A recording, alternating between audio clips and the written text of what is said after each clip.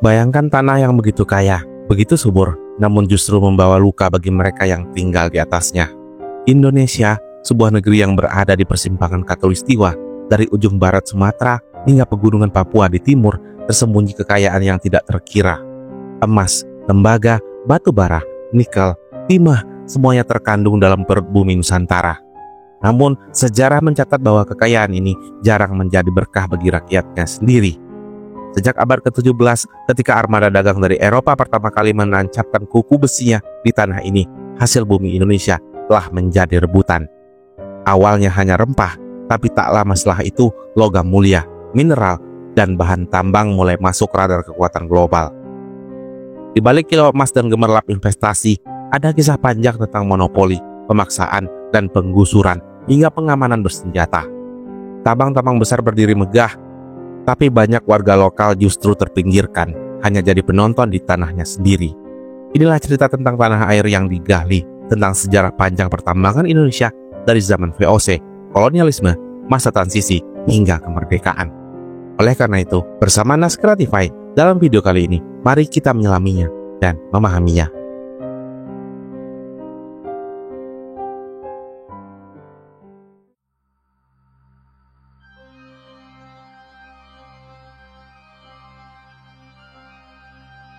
Bayangkan sebuah pagi pada tahun 1603, di pelabuhan Amsterdam, kabut belum mengangkat sepenuhnya dari permukaan air. Kapal-kapal kayu raksasa bersiap menyeberangi samudra. Di balik dek kayu yang berderit dan layar putih yang menegak, tersimpan ambisi Eropa yang jauh lebih besar dari sekadar berdagang.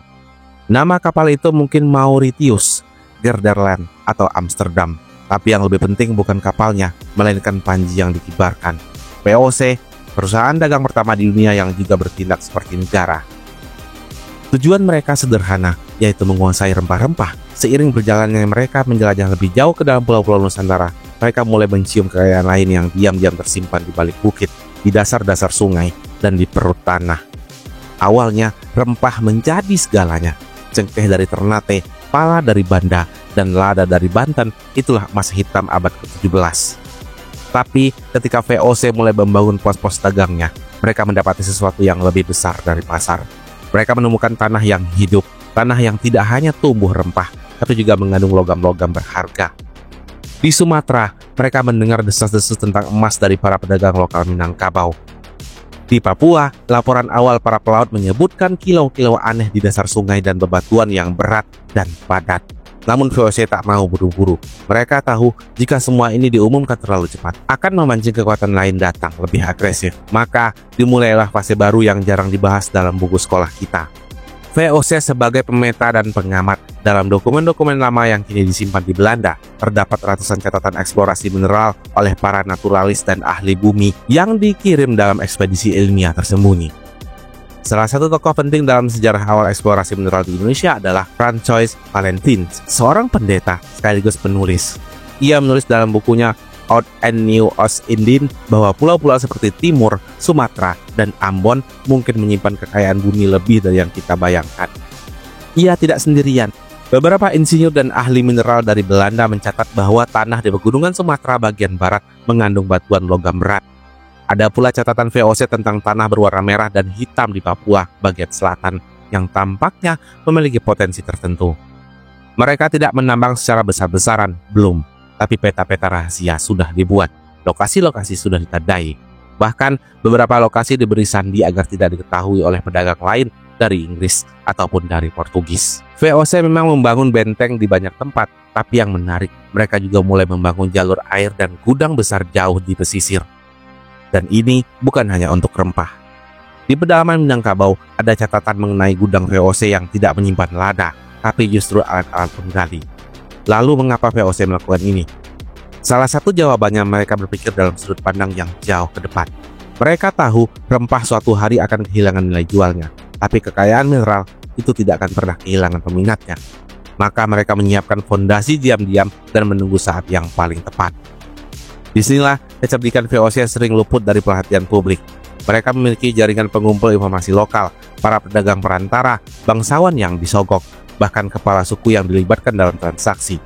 Mereka tidak hanya membeli lada, tapi juga membeli pengetahuan lokal tentang tanah, Disinilah muncul kisah-kisah rakyat tentang tanah keramat, gunung emas, dan batu hitam yang meleleh di api. Bagi masyarakat lokal, itu mungkin legenda, tapi bagi VOC, itu adalah informasi yang berharga. VOC tidak menambang secara besar-besaran seperti yang dilakukan perusahaan asing di kemudian hari. Tapi mereka membuka bab pertama dalam sejarah panjang pemetaan dan penguasaan sumber daya alam Indonesia. Dari Sumatera sampai Papua, dari tanah yang merah sampai batuan yang berkilau, VOC meninggalkan jejak berupa peta, dokumen, dan warisan kolonialisme ekonomi yang masih kita rasakan hingga hari ini. Apa yang mereka mulai secara diam-diam, kelak akan diambil alih oleh negara-negara yang lebih maju dengan alat berat dan kontrak-kontrak multinasional.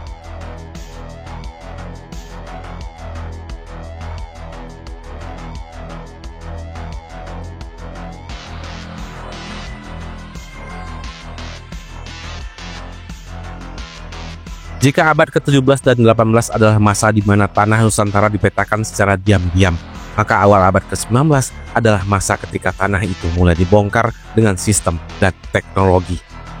Setelah keruntuhan VOC pada akhir abad ke-18, wilayah kekuasaannya diserahkan ke kerajaan Belanda. Dan di bawah pemerintah kolonial yang lebih terpusat dan birokratis, kekayaan alam Nusantara tak lagi sekadar dicatat dalam laporan, tapi mulai diangkat dari perut bumi dengan peralatan dan mesin-mesin baru. Inilah masa ketika sejarah tambang Indonesia memasuki fase industrial pertamanya. Tahun 1812, sebuah pulau kecil di timur Sumatera mulai menarik perhatian pemerintah kolonial Belanda, Bangka. Sudah sejak lama, penduduk lokal menyebut adanya batu putih yang kilap di aliran sungai dan ladang-ladang yang terbuka. Dan baru pada era pemerintahan Hindia Belanda, eksplorasi sistematik itu dilakukan. Timah menjadi primadona, permintaan dari Eropa meningkat pesat. Seiring dengan berkembangnya industri logam dan kebutuhan untuk komponen mesin, alat cetak, dan peralatan rumah tangga. Kolonial Belanda segera mengatur struktur formal, izin penambangan dikeluarkan, pekerja dikerahkan, dan pengawasan ketat dilakukan oleh pejabat sipil. Dan yang lebih menarik dan juga strategis adalah ketika pulau kecil tetangga, Belitung, mulai menampakkan potensi yang sama. Tahun 1860, sebuah perusahaan dibentuk oleh pengusaha Belanda yang bermitra dengan bangsawan lokal dan pemodal Eropa. Namanya adalah Billiton Maatschappiij. Dari nama inilah kata Belitung mendapatkan versi Eropanya, yaitu Billiton. Perusahaan ini menjadi salah satu tambang timah terbesar dan paling modern di Asia Tenggara pada zamannya. Mereka mengimpor teknologi baru dari Eropa, merekrut teknisi ahli, dan bahkan mengatur sistem kerja harian dengan pencatatan produksi yang sangat detail. Sebuah model industri yang mulai diterapkan itu adalah sistem shift kerja, pendataan buruh lokal dan migran, sistem upah yang dikontrol langsung oleh kolonial, dan tentu distribusi hasil tambang langsung ke Rotterdam dan juga Amsterdam. Dan sejak saat itu, Indonesia bukan hanya dikenal sebagai penghasil rempah, tapi juga sebagai sumber logam industri dunia. Namun, eksplorasi terbesar tidak terjadi di pesisir, ia terjadi di jantung Pulau Sumatera, di antara lembah dan bukit kecil di kota yang kini dikenal sebagai Sawah Lunto, dan ini adalah kampung saya. Tahun 1868, seorang ahli geologi Belanda bernama Willem Hendrik de Graaf melakukan survei geologis dan menemukan cadangan batu bara raksasa di Ombilin, Sumatera Barat.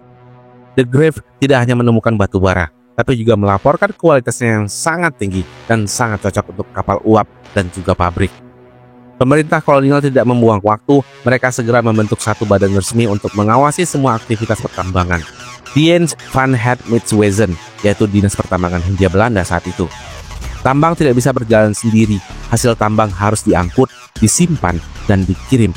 Maka pemerintah kolonial membangun sistem infrastruktur yang revolusioner pada masa itu.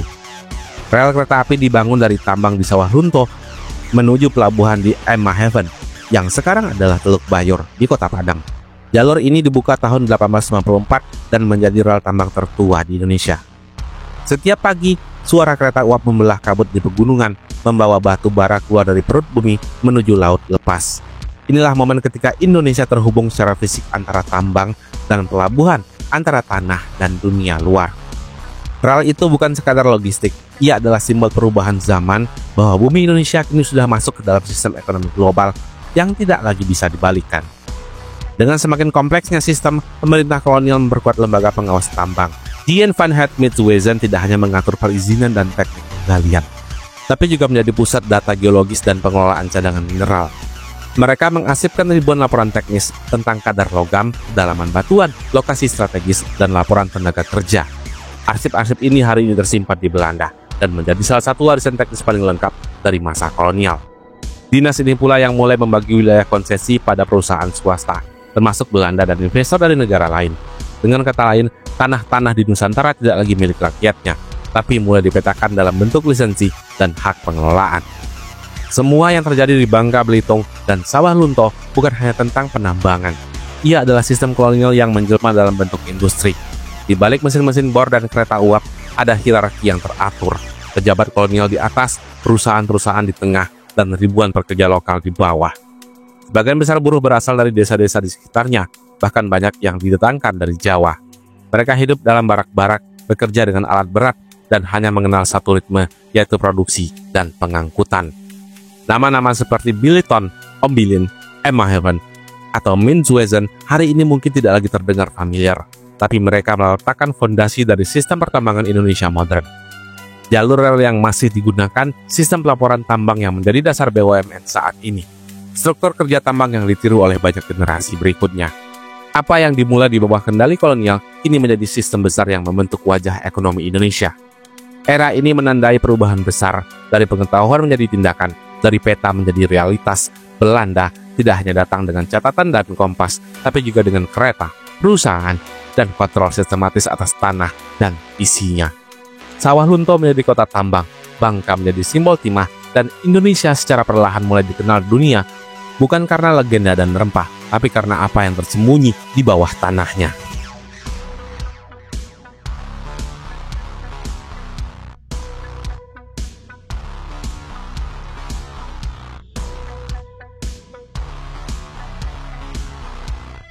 Tahun 1942, langit Nusantara berubah warna, bukan karena musim, tapi karena satu kekuatan asing yang datang dari utara, bukan dengan kapal dagang atau bendera diplomatik, melainkan dengan barisan tentara, suara sirine, dan ambisi besar untuk menguasai Asia, dan mereka adalah Kekaisaran Jepang. Dan dalam waktu singkat, seluruh sistem kolonial Belanda yang sudah dibangun selama lebih dari 3 abad runtuh. Begitu pasukan Jepang menapakkan kaki di Jawa, Sumatera, dan Kalimantan, mereka tidak hanya menguasai kota-kota, mereka menyasar satu hal utama, yaitu sumber daya alam. Semua tambang, pelabuhan, rel kereta, hingga fasilitas minyak langsung dinasionalisasi. Di bawah pengawasan militer Jepang, bekas kantor kolonial Belanda dialihfungsikan menjadi markas komando logistik. Bilitong ditutup dan diambil alih. Tambang Ombilin kini berada di bawah pengendalian Angkatan Darat Jepang. Seluruh aset Belanda, termasuk kilang minyak dan jalur distribusi batu bara, menjadi milik Kekaisaran Jepang.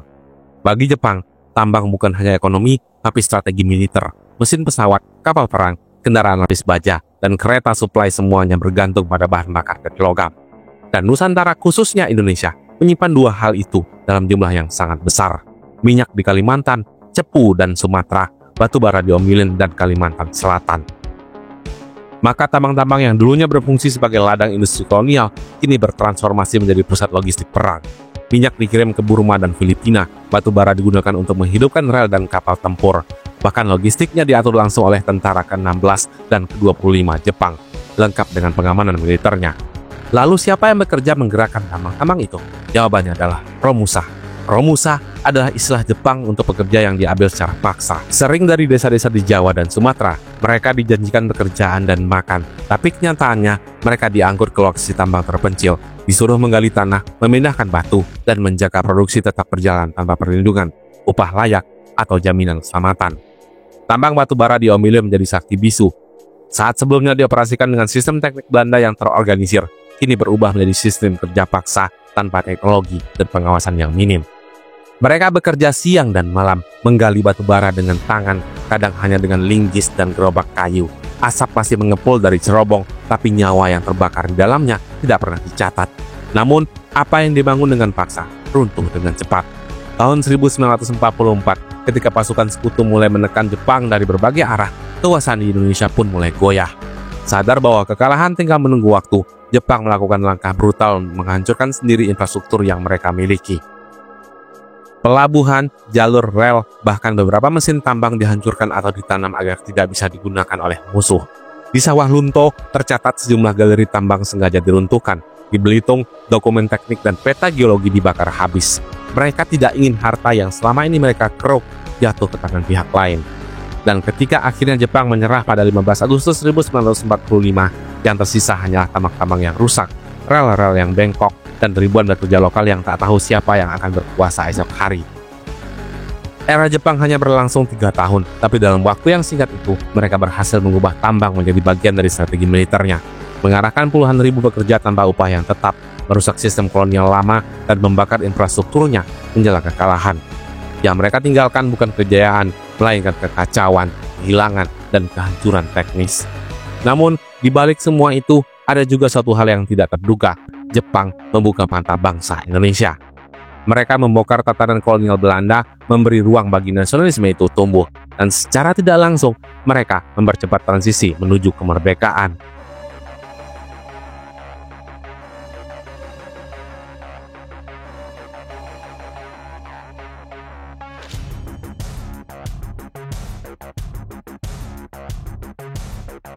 Kemerdekaan bukan hanya soal mengibarkan bendera.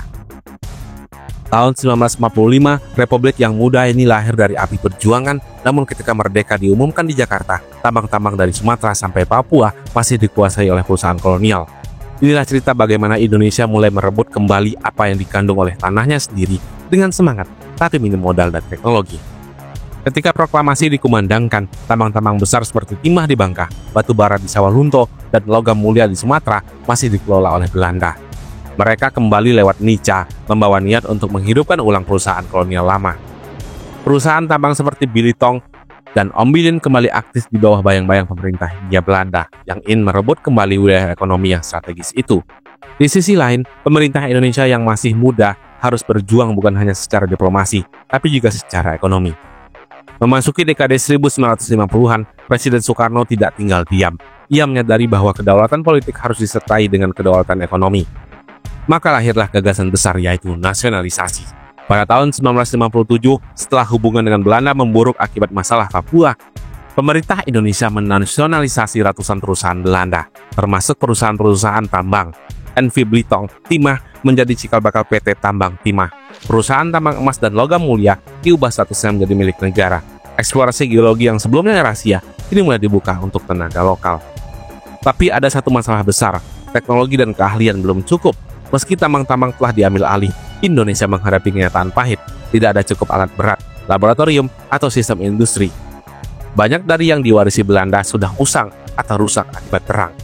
Bayangkan saja, sebuah tambang timah di Belitung secara resmi kini milik negara, tapi alat pengeborannya berasal dari tahun 1930-an. Sistem pengangkutan masih pakai rel sempit dan gerobak manual, dan SDM-nya banyak yang belum terlatih, dan yang ahli kebanyakan telah pulang ke negeri asal mereka.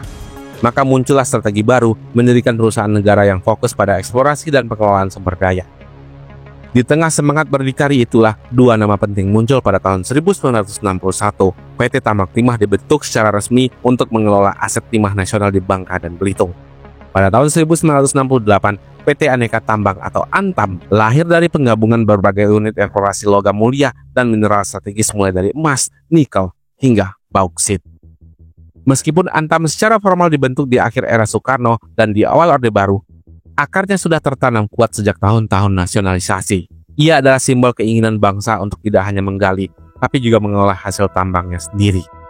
Tapi satu kenyataan tidak bisa ditolak, eksplorasi tambang besar-besaran butuh investasi yang sangat besar. Maka, meski di depan umum Bung Karno sering menyerukan anti-imperialisme, tapi di balik layar ada pembicaraan hati-hati dengan perusahaan luar. Salah satu cerita paling mencolok terjadi pada awal 1960-an. Sebuah perusahaan dari Amerika, yaitu Freeport Sulphur Company, mulai menjalin kontak dengan para ahli geologi di Indonesia. Mereka tertarik pada laporan Belanda tentang nama pegunungan Ijsberg di Papua. Gunung batu yang disinyalir mengandung cadangan tembaga dan emas yang sangat besar. Meski belum ada kesepakatan resmi, dokumen-dokumen awal dan survei eksplorasi sudah dimulai secara diam-diam. Freeport yang kelak akan menjadi nama besar di tambang Papua sudah menanamkan mata dan telinga sejak masa Soekarno. Dalam banyak pidatonya, Soekarno menggaungkan semangat berdikari, berdiri di atas kaki sendiri. Tapi ia juga tahu bahwa perjuangan ekonomi bukan hanya soal retorika. Ia memerlukan strategi, kerjasama yang terbatas, dan juga kompromi. Dengan retorika yang kuat dan manuver diplomatik, Indonesia mulai membangun arsitektur pertambangan nasionalnya sendiri. Tapi banyak rencana Soekarno belum dapat dieksekusi, dan tahun 1965 datang sebuah gejolak besar yang mengubah peta kekuasaan. Era ini adalah masa peralihan penting dalam sejarah tambang Indonesia. dari tangan kolonial menuju tangan negara, dari perusahaan asing menuju BUMN nasional, dari ladang eksploratif menuju cikal bakal industri strategis bangsa. Namun, belum sempat sepenuhnya berdiri dengan tegak, Indonesia masuk ke pusaran politik dan ekonomi yang lebih dalam. Dan saat kekuasaan berpindah dari tangan Soekarno ke Soeharto, maka babak baru pun dimulai. Babak yang jauh lebih besar dengan kerjasama berskala raksasa dan dengan dampak yang akan terasa hingga puluhan tahun kemudian.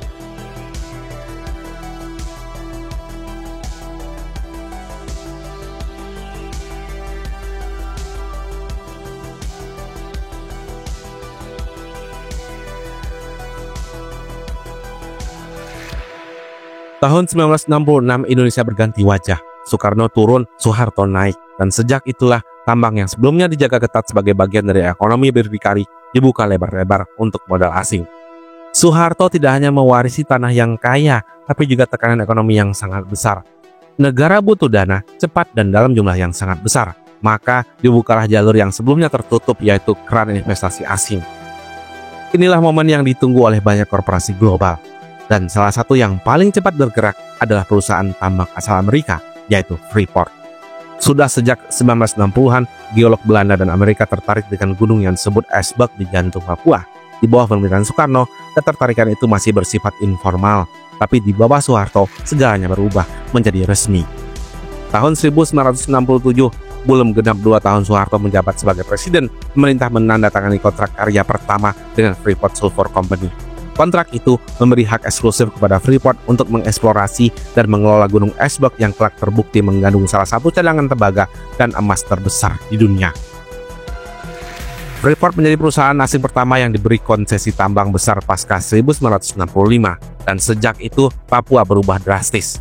Tambang Esberg berkembang pesat, disusul kemudian oleh Grasberg yang lebih besar, lebih dalam, dan lebih kaya. Dalam waktu kurang dari 2 dekade, Freeport menjelma jadi tulang punggung ekspor mineral dunia. Namun di balik kemegahan operasi industri ini, muncul satu kenyataan yang getir. Masyarakat lokal Papua tidak pernah menjadi bagian utama dari cerita ini. Akses ke lahan adat menyempit, relokasi desa-desa sekitar, pekerja lokal mendapat upah dan posisi yang terbatas.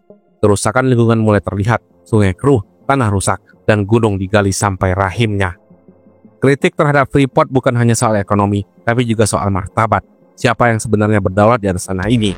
Sementara Freeport mengakar di Papua, tambang-tambang besar lainnya mulai diserahkan kepada kalangan tertentu yang dekat dengan kekuasaan. Sektor batu bara, nikel, dan timah mulai dikuasai oleh jaringan bisnis yang dikendalikan dengan Orde Baru. Di antara nama-nama besar itu, Bob Hasan dikenal sebagai Raja Hutan, menguasai banyak konsesi pertambangan dan kehutanan, serta dikenal sebagai tangan kanan Soeharto dalam urusan bisnis strategis. Liem Soe Leong, pengusaha Tionghoa terkaya di Indonesia, mendapat kemudahan akses ke sektor industri dasar, termasuk bahan tambang dan logam berat. Probo Sutejo, adik ipar Soeharto, memegang beberapa kepentingan dalam perusahaan tambang skala nasional dan regional. Praktek ini disebut banyak pihak sebagai perampasan ilegal, karena semua terjadi lewat surat resmi, izin negara, dan jaringan bisnis yang sulit disentuh hukum. Pengamanan proyek tambang besar bukan perkara mudah. Banyak dari lokasi ini berada di wilayah yang sensitif, hutan dalam, pegunungan, atau tanah adat. Maka Orde Baru menugaskan militer bukan hanya sebagai penjaga negara, tapi juga penjaga investasi. Khususnya di Papua, militer sering menjadi pihak yang mengawal logistik dan konvoi Freeport. Menjaga parameter tambang dari potensi gangguan, menangani konflik sosial dengan pendekatan keras, dan berperan sebagai penengah antara perusahaan dan warga lokal. Dalam banyak kasus, militer menjadi semacam penghubung antara negara dan korporasi, menjadikan pengamanan tambang sebagai bagian dari operasi teritorial. Di mata dunia internasional, Soeharto berhasil. Investasi asing masuk, devisa meningkat dari sektor mineral dan batu bara. Pertumbuhan ekonomi Indonesia mencatat angka 2 digit di beberapa tahun 1980-an. Namun, keberhasilan itu datang dengan harga sosial dan lingkungan yang tinggi. Banyak daerah tambang rusak parah, masyarakat adat tersingkir, dan keuntungan besar tidak banyak masuk ke rakyat. Tambang jadi motor ekonomi, tapi juga cermin ketimpangan.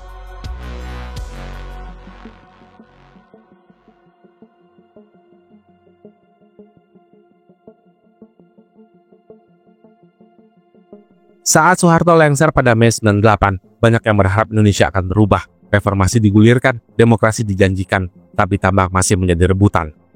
Jika dulu hanya segelintir kroni yang punya kuasa atas tanah kaya mineral, kini rebutan itu terbuka untuk lebih banyak orang, terutama mereka yang punya kekuasaan.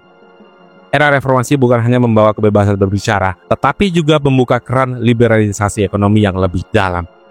Sektor pertambangan diberi izin lebih banyak, daerah diberi kewenangan untuk mengatur, dan investor baru berdatangan dari berbagai penjuru dunia. Izin usaha pertambangan menjadi komoditas politik, dipakai untuk membiayai kampanye, memperkuat jaringan kekuasaan, atau bahkan memperkaya kelompoknya sendiri.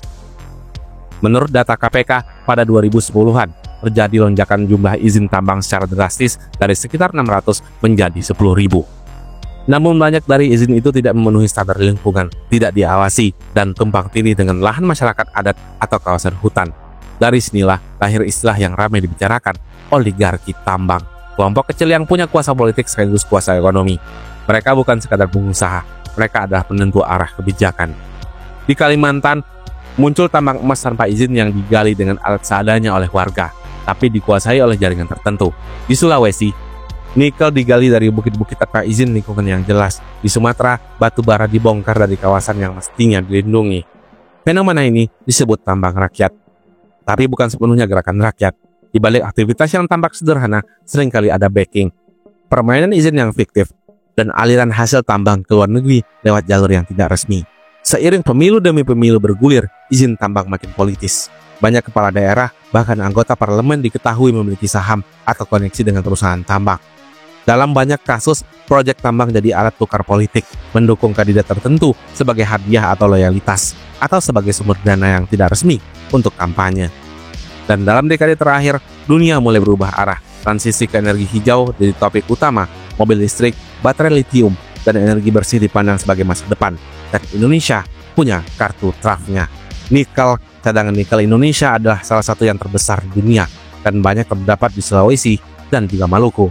Pemerintah mendorong hilirisasi nikel tak lagi ekspor mentah, tapi diproses jadi bahan baku baterai. Bahkan proyek besar seperti pembangunan pabrik smelter dan kawasan industri di Morowali dan Halmahera dijalankan dengan cepat dan tentunya dengan kebutuhan yang semakin besar. Maka hal itu juga disembanding lurus dengan lingkungannya. Semua ini sudah menjadi rantai yang tak pernah putus dari zaman VOC sampai reformasi. Dari tambang timah hingga nikel, dan semuanya telah menjadi benang tajam yang perlahan akan melilit bumi Indonesia menuju neraka.